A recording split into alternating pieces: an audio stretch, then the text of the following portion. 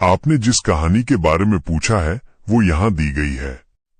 ये कहानी का वही हिस्सा है जिसे आपने साझा किया है, जिसमें एक भी शब्द न तो कम है और न ही ज्यादा। हेलो दोस्तों, एक बार फिर से मैं आप लोगों के सामने एक और नया रियल सुपरनैचुरल एक्सपीरियंस लेकर हाजिर हुआ हूँ।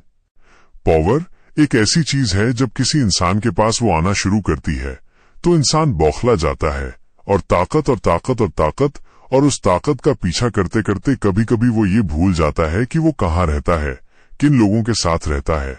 और अगर ये ताकत सुपरनैचुरल हो तो फिर इंसान किसी की जान लेने से पहले भी एक बार भी नहीं सोचता। लेकिन ऐसे लोगों की वजह से इनके आसपास रहने वाले लोगों की जिंदगी दुभर हो जाती है।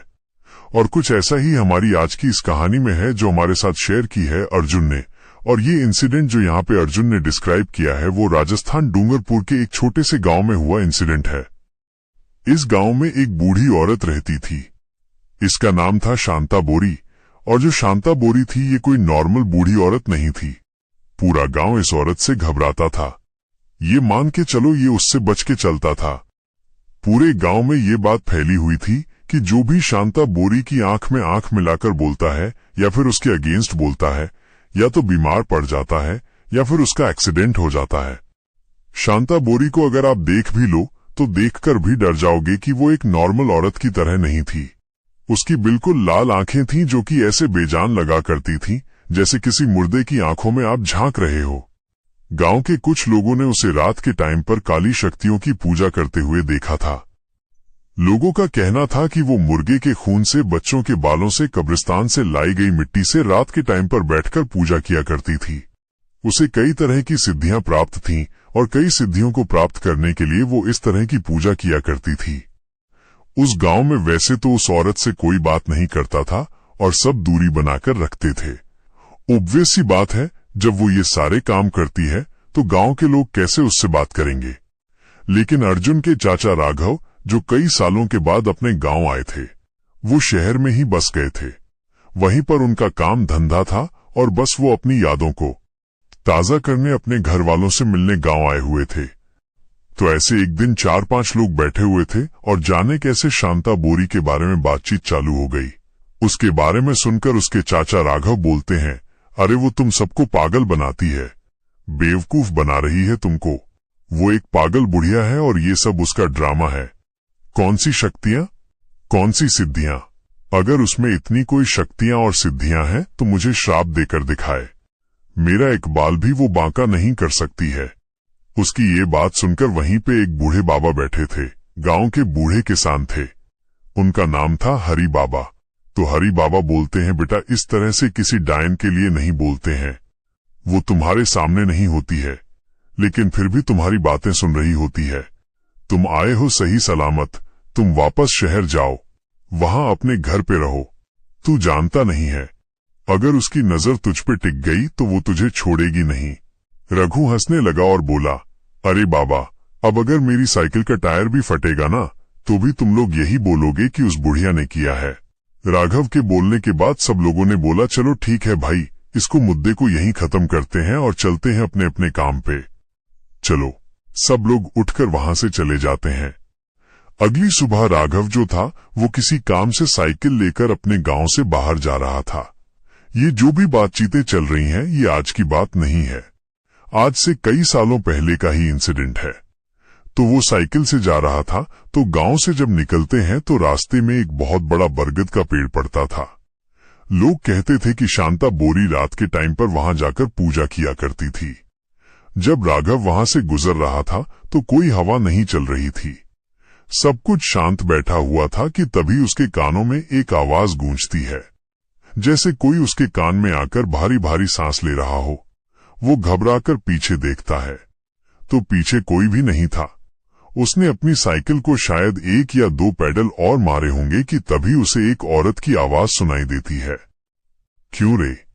मैंने सुना तू मुझे पागल कह रहा था। राघव घबरा गया और घबरा के चारों तरफ देखा। उसे कोई दिखाई नहीं दे रहा था। वो डर के मारे अपनी साइकिल के पैडल तेज तेज मारने लगा। अब वो चारों तरफ देख रहा था और साइकिल के पैडल मार रहा था। तभी जिस पगडंडी से वो चल रहा था वो पगडंडी सीधी मेन सड़क पर जाकर जुड़ती थी और वो घबराते तेज तेज पैडल मारते जैसे पगडंडी क्रॉस करके सड़क पर पहुंचा। उधर से एक ट्रैक्टर आ रहा था और ट्रैक्टर जैसे उसको दिखा जस्ट उसके ऊपर ही आ गया था और उसे बचने के चक्कर में उसने साइकिल छोड़ के गिरा। तो जैसे ही वो गिरा उसका जो पैर था वो उस ट्रैक्टर के पहिए के नीचे आ गया। वो तो गनीमत रही कि सही टाइम पर ट्रैक्टर वाले ने ब्रेक लगा दिए, लेकिन फिर भी उसके पैर के कुछ हिस्से तक ट्रैक्टर का जो टायर था वो चढ़ गया था और वहां से उसका पैर फट गया था। उसको निकाला गया। ट्रैक्टर वाला जो था वहां पे 2-4 लोग और इकट्ठा हुए। उसको सब हॉस्पी जो अस्पताल था, गांव वाला जो प्राथमिक स्वास्थ्य केंद्र बोलते हैं उसे, वो था, वहां उसे लेकर गए। वहां जाकर दिखाया तो डॉक्टर ने बोला कि बच गया हो ना, इसका पैर फ्रैक्चर हो जाता। अभी तो बस इसके कुछ जो लिगामेंट्स होते हैं वही फटे, मतलब थोड़ा मांस फट गया है, और डॉक्टर ने उसको पट्टी वट्टी बांधकर वापस से घर भेज दिया। पूरे गांव में खबर फैल गई कि राघव का एक्सीडेंट हो गया है। वो लोग सब वहां पहुंचे। अभी कल ही तो राघव ने एक चैलेंज दिया था। पूरे गांव वालों को पता था कि राघव का एक्सीडेंट अपने आप नहीं हुआ है। उन्होंने उससे पूछा कि क्या हुआ तेरे साथ, तो उसने बताया कि मैं ऐसे साइकिल से जा रहा था और मुझे किसी औरत की आवाज सुनाई दी।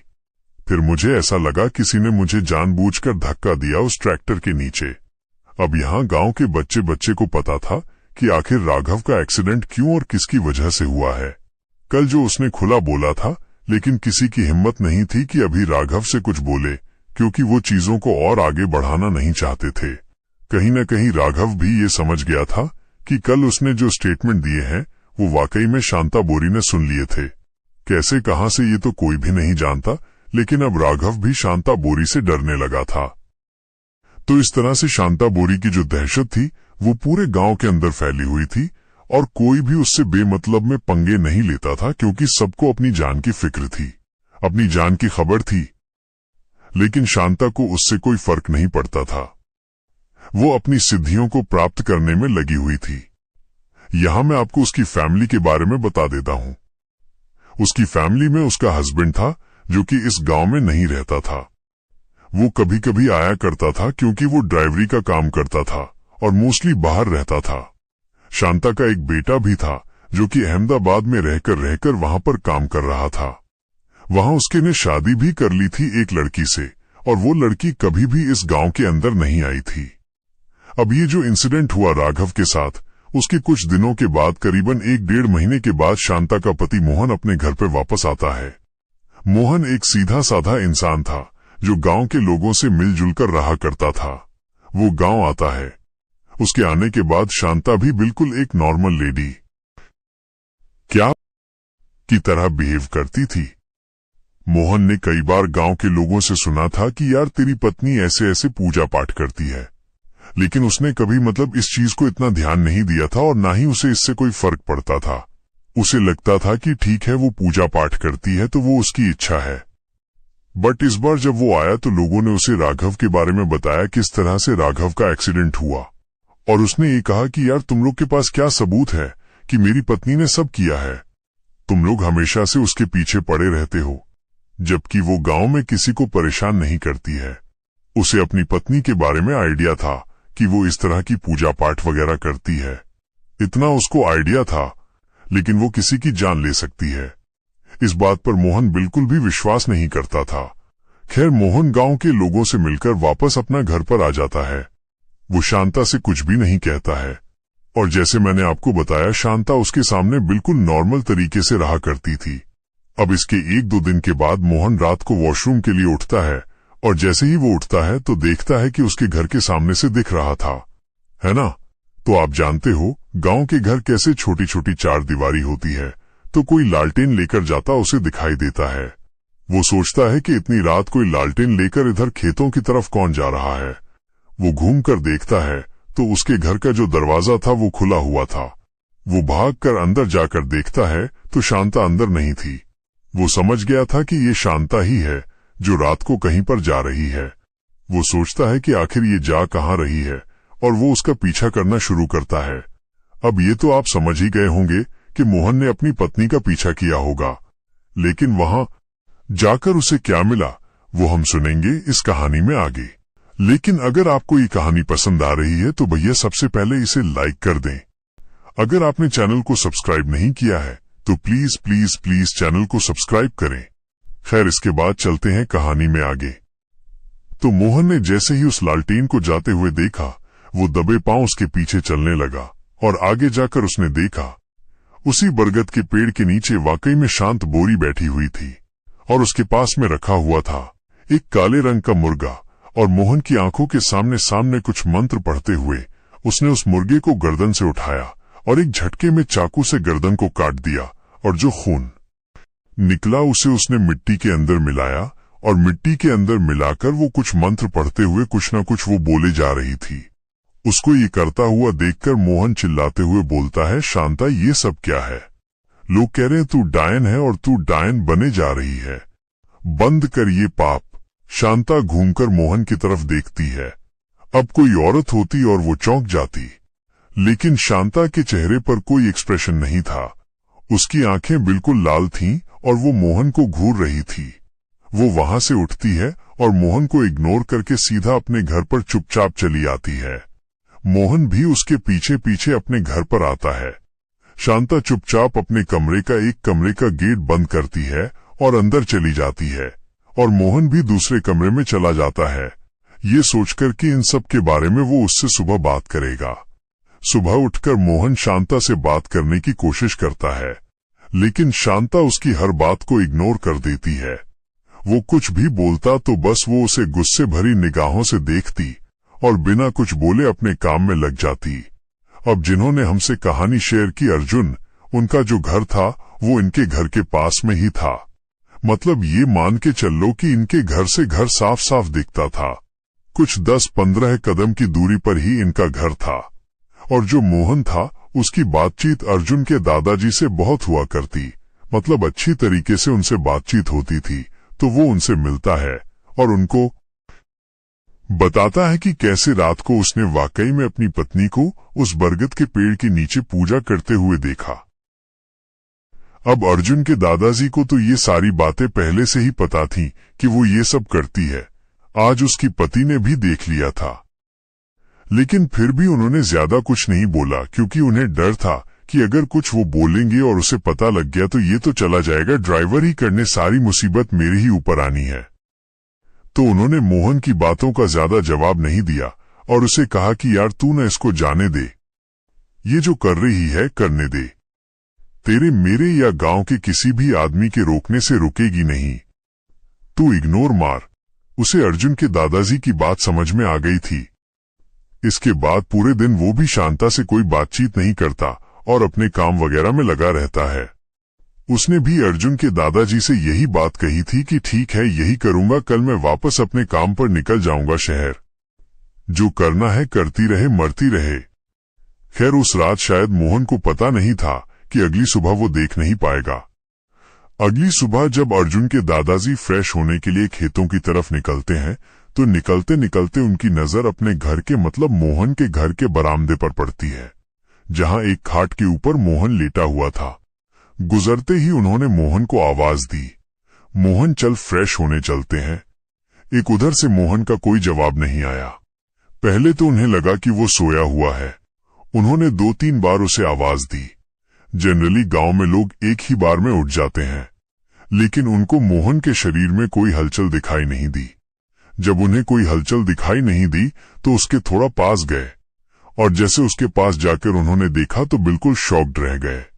खाट पर मोहन की डेड बॉडी पड़ी हुई थी, जिसकी आंखें खुली हुई थी और आंखें जो खुली थीं ऐसी खुली थीं किसी बहुत डरावनी चीज को उसने देख लिया हो और उसके शौक से ही वो मर गया हो। ये देखते ही अर्जुन के दादाजी पूरी तरह घबरा जाते हैं और वो सीधा वहां से भागते हैं उल्टे पैर और गांव में जाकर बताते हैं कि भैया इस तरह से मोहन की मौत हो गई है, उसकी पत्नी ने उसको मार दिया है। पूरे गांव में खबर फैल गई कि भाई मोहन मर गया है और अपने घर के अंदर ही मरा हुआ मिला है। इस तरह से उसकी आंखें फटी हुई हैं। मतलब सारा सब कुछ आप जानते हो गांव में कैसे खबर फैलती है। और अब गांव में हर किसी को यही पता था कि ये जो मौत हुई है नेचुरल नहीं है, इस मौत के पीछे कहीं न कहीं शांता का हाथ है। क्योंकि अर्जुन के पिताजी से एक दिन पहले ही मोहन ने सारी बातें बताई थीं। लेकिन कोई साबित करे तो क्या करें? किसके पास सबूत था कि मोहन की मौत शांता की वजह से हुई है? सब लोग अपनी इस थ्योरी को अपने साथ लेकर बैठ गए। मोहन की मौत की खबर सुनकर उसका बेटा भी वापस गांव लौट आता है अपनी पत्नी के साथ। वो आता है, अपने पिता के सारा अंतिम संस्कार वगैरह करता है और उसके बाद वो डिसाइड करता है कि अब वो अपनी माँ के पास यहीं पे रहेगा, क्योंकि अब उसकी माँ बिल्कुल अकेली रह गई है। बीच में तो कभी कभी पिताजी आ जाया करते थे, अब उसकी माँ को कौन संभालेगा? लेकिन अपने बेटे के इस डिसीजन से शांता बिल्कुल भी खुश नहीं थी। उसने तो कई बार समझाया कि बेटा मेरी चिंता मत कर, मैं यहाँ पर बिल्कुल ठीक हूँ, तू आराम से जा, अपना काम वगैरह संभाल, अगर कोई दिक्कत आएगी तो मैं तुझे खबर पहुंचवा दूंगी। लेकिन उसके बेटे ने उसकी कोई बात नहीं सुनी और अब पूरा परिवार उसी घर के अंदर रहने लगा। शुरू के 20-25 दिन तो सब कुछ सही चला, लेकिन 20-25 दिनों के बाद एक दिन शांता की बहू यानी उसकी बेटे की पत्नी उससे कहती है कि सारे गांव वाले कहते हैं कि तुम्हारी माँ को तंत्र विद्या आती है, वो कुछ सिद्धियों के लिए पूजा वगैरह करती है। शुरू में तो मुझे लगा सब लोग यही बकवास कर रहे हैं, लेकिन मैंने भी एक रात तुम्हारी माँ को कुछ मंत्र पढ़ते हुए देखा और वो अजीब अजीब सी पूजा करती है। और जब शांता के बेटे को उसकी बहू ने सारी बातें कही तो उसने कहा, तो क्या हो गया, पूजा करती है तो तुझे क्या दिक्कत आ रही है? एक्चुअली जो शांता का बेटा था वो पूरी तरह से शांता के कंट्रोल में था, वो उसके अगेंस्ट एक भी बात सुन नहीं सकता था, जैसे शांता ने उसको हिप्नोटाइज किया हुआ हो। उसने उसे कहा, तुम चुपचाप अपना काम करो, इन सब बातों के ऊपर ध्यान मत दो, ये गांव वाले पागल है, ये सब बोलते रहते हैं। लेकिन वो भी शांत कैसे बैठे, वो सब अपनी आंखों से देखती थी। अब जब शांता को ये बात पता लगी, ऑब्वियसली उसके बेटे ने अपनी माँ को ये बात बताई। कल ऐसे से वो बहू बोल रही थी तो उसे शायद किसी तरह की इनसिक्योरिटी हुई या फिर कुछ और। अगले 2 दिन के बाद रात को करीबन 2 बजे उसके बेटे ने अपनी पत्नी को बाथरूम में बंद किया, जो इनके घर में एक नहाने का बाथरूम बना हुआ था, और उस बाथरूम में केरोसिन डालकर उस औरत को आग लगा दी। उसकी जलने की चीखें पूरे गांव में गूंज रही थी और चीखों की आवाज सुनकर सारे गांव वाले वहां पर इकट्ठा हो गए और जाकर उन्होंने बाथरूम का गेट तोड़ा। लेकिन जब तक गेट तोड़कर उसे बाहर निकाला वो 80% जल चुकी थी। थोड़ी देर में उसकी वहीं पर मौत हो गई और उसके जलने की खबर सुनकर पुलिस वहां पर आई। पूछताछ होती है और वो शांता के बेटे को पकड़कर ले जाती है। कुछ टाइम तक शांता का बेटा जेल में ही रहता है। उस टाइम तक शांता अपने घर में अकेली रहती है और लोगों ने देखा कि शांता को इस बात से कोई फर्क नहीं पड़ रहा था कि उसकी बहू की जलकर मौत हो गई है और उसका बेटा जेल चला गया है। कुछ दिनों के बाद उसका बेटा भी सबूतों के अभाव में छूटकर वापस आ जाता है और आकर वो सीधा अहमदाबाद चला जाता है। वहां से करीबन 2-3 महीने के बाद वो दोबारा आता है एक नई लड़की से शादी करके। अब होता क्या है कि वो जो नई लड़की लेकर आया था, उस लड़की को 2-3 दिन के बाद वो जली हुई औरत दिखना शुरू होती है। वो सिर्फ उसे दिखती थी, उसे कुछ करती नहीं थी। एक रात जब वो उठी तो बाथरूम के बाहर उसे वो औरत खड़ी हुई दिखाई दी। शायद शांता ने अपने घर को या फिर उस एंटिटी को बांध दिया था कि वो बाथरूम से आगे घर के अंदर नहीं आ सकती थी। और भाई साहब, ये जो नई बहू थी ना, ये बहुत खतरनाक थी। उसे वो जली हुई औरत सामने दिख रही है, लेकिन उसने ये बात किसी को भी नहीं बताई। आप और मैं होते तो शायद माजरा कुछ और होता। वैसे एक क्वेश्चन आपके लिए कि अगर आप उस जगह पर होते तो क्या आप भी चुपचाप देखते रहते? लेकिन धीरे धीरे मौका देखकर वो एंटिटी उस नई बहू को पजेस कर लेती है और उसकी तबीयत धीरे धीरे खराब होने लगती है।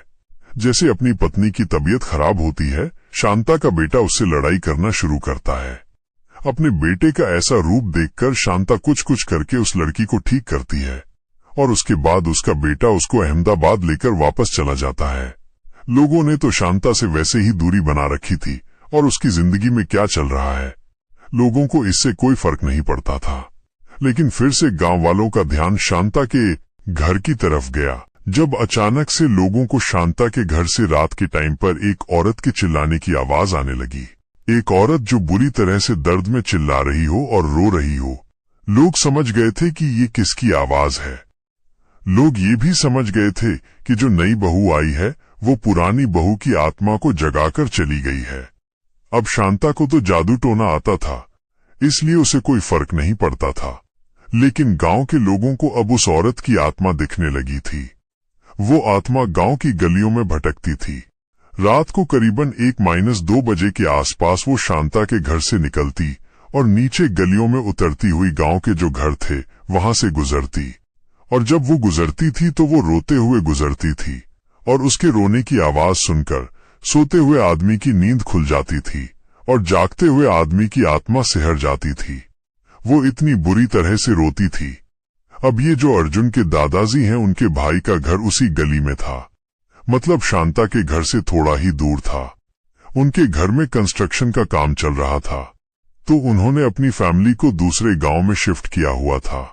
और क्योंकि कंस्ट्रक्शन का काम चल रहा था, इसी के साथ साथ इनके घर का सामान भी वहीं पर खुला पड़ा हुआ था, इसलिए रात को रखवाली करने के लिए अर्जुन के दादाजी के भाई वहीं पर सोया करते थे। तो एक रात की बात है, वो अपने घर के आंगन में सो रहे थे और रात के करीबन 2 बजे उनकी आंख खुली पायल की आवाज से, जैसे कोई लेडी पायल पहनकर चल रही हो। वो कुछ सोच पाते उससे पहले ही उन्हें बहुत बुरी तरह से एक औरत के रोने की आवाज सुनाई दी। ऐसी आवाज की एक बार के लिए तो उनकी भी सांसें थम गई, उनके रोंगटे खड़े हो गए। वो समझ गए थे कि वही जल के मरने वाली औरत है जो आज उनके घर के बाहर आकर खड़ी हो गई है। अब वो दादाजी भी उठकर अपने पलंग के ऊपर बैठ गए और बाहर देखने लगे। बहुत हिम्मत है भाई साहब। वैसे अगर आप इस जगह पे होते तो आप क्या करते कि आपके घर के अंदर गेट ही नहीं है, दरवाजा तो है ही नहीं, और बाहर वो औरत खड़ी होकर रो रही है। खैर, ये जो अर्जुन के दादाजी के भाई थे, ये बड़े हिम्मत वाले थे और इन चीजों से वो इतनी आसानी से घबराते नहीं थे। उन्हें इनसे डील करना आता था।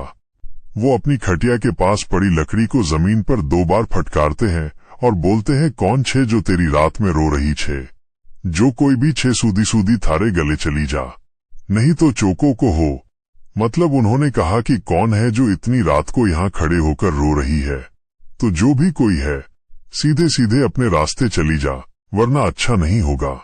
उनकी ये आवाज सुनकर वो औरत चुपचाप सीधी सीधी रोती रोती अपने रास्ते चली गई, जिस रास्ते वो रोजाना जाया करती थी। तो देखा आपने, अगर आप इन चीजों से डरेंगे तो ये आपको और डराने की कोशिश करेगी, और थोड़ी सी हिम्मत अगर आप जुटाकर इनसे कड़क आवाज में बात करेंगे तो हो सकता है ये अपना रास्ता नाप लें। राजस्थानी तो मैं आपको सिखा दूंगा, रुको जरा सब्र करो। अब इस रात तो ये वाकया हुआ, मुझे लगा कि ठीक है, उनकी फटकार से वो चली गई है। अगली रात वापस सेम उसी टाइम के आसपास वो औरत फिर से आकर इनके घर के बाहर रोने लगी। आज उन्होंने कल की तरह उतनी हिम्मत नहीं की और वो अपने खटिया पर ही लेटे रहे, क्योंकि उन्हें समझ में आ गया था कि अब अगर ये दोबारा आ गई है ना, तो मतलब ये अब इतनी आसानी से नहीं जाएगी। वो लेटे हुए थे और चुपचाप बाहर देख रहे थे। बाहर उन्हें वो औरत साफ साफ दिखाई दे रही थी, एक काली परछाई।